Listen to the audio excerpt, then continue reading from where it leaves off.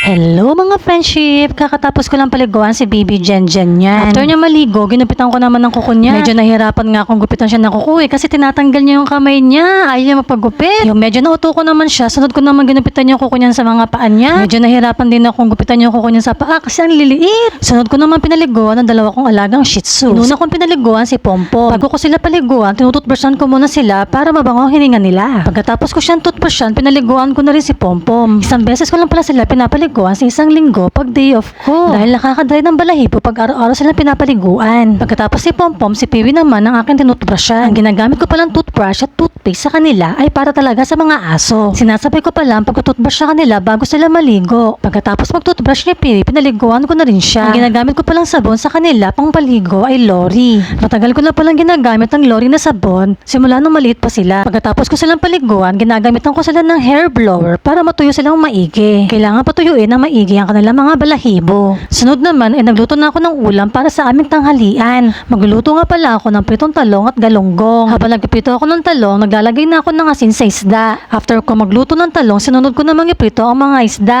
Habang nagpiprito ako ng isda, sunod ko naman na tinanggal ang mga dahon ng kangkong sa tangkay. Pagkatapos ko naman tanggalin ang mga dahon sa tangkay, ito naman ay aking pinakuluan. After ko mag-prepare ng pagkain namin, ay nagpakarga kagad sa akin si Baby Jenjen. So ito na nga, nakakalat na naman ang kanyang mga laruan sa sahig. Dahil kakain na kami, tinawag ko na yung asawa ko sa labas. Bago ko siya videohan, sabi ko sa kanya, magbihis muna siya dahil wala siyang damit. Dahil naistorbo ko siya para pagbihisin siya, nakalimutan niya kung saan niya nilagay yung kanyang hawak kanina. Iniisip niya kung saan niya nilagay yung kanyang hawak kanina.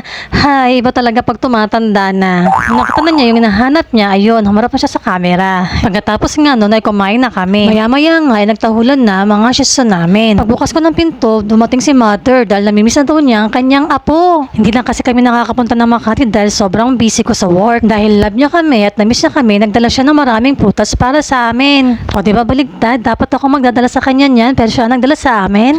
Kainin daw namin yan at tubusin namin dahil ito daw ay masustansya. Dahil namiss niya agad si Baby Jenjen, nilapitan niya kaagad ito. Sabi ko kay mother, huwag siyang mag-alala dahil pag alis ng asawa ko, siya ulit ang magbabantay kay Jenjen. Umorder nga pala kami ng pizza sa Greenwich. Dahil walang kasamang soft drink sa in-order naming pizza, bumili na lang kami ng RC sa tindahan. Ito nga pala yung in-order namin na Greenwich sa online. Isang pepperoni at isang overload na pizza flavor. Nung pagkabukas ko nga pala ng box ng pizza, medyo na-disappoint ako. Kasi parang nag-iba na yung preparation nila sa pizza. Pero dahil excited na silang kumain ng pizza, pinaghati-hatian na lang namin ito at kinain na lang namin. Dahil favorite namin ng pizza, nag-enjoy naman kami na kainin ito. Wala pa nga ilang seconds na ubos kagad yung pizza dahil sa sobrang sarap. So hanggang dito na lang mga friendship. Salamat sa panonood.